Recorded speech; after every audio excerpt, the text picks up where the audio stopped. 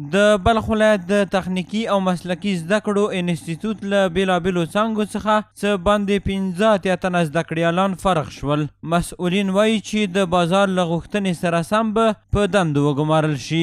دغو ځوانانو د بلخ ولایت د تخنیکي او مسلکي زده کړو له دریو څانګو کرنې، وترنرۍ او انجینرۍ له 2 کلنې دورې وروسته د فراغت مراسم ولمانځل. په همدې حال کې د دې ادارې مشر وایي د تخنیکي او مسلکي زده کړو انسټیټیوټ د هیواد د پرمختګ په برخه کې یو له مهمو علمي څانګو څخه دی او دغه اداره د ځوانانو په روزنه کې مهم رول لوبوي.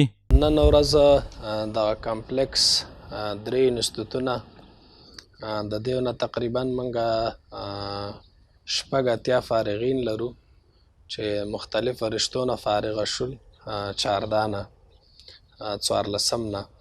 نو دیو دپاره انشاءالله موږ آینده کار په لاره اچولی دی چې دوی کوشش وکړي او هغه بازار کار مطابق دوی هلته خپل کارونه شروع کړي.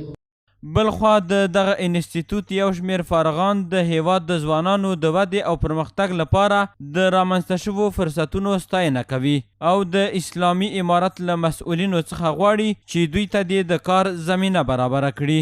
الحمدلله امنیت برقرار است و فقط خواست ما همی است که زمینه کار و زمینه تحصیل برای قشر جوان ولایت بلخ و تمام افغانستان برابر بسازن. حمایت دولت هم ما میخوایم از ادامه تحصیل و یک کار و بار به ما مساعد شود که مصروف کار باشیم.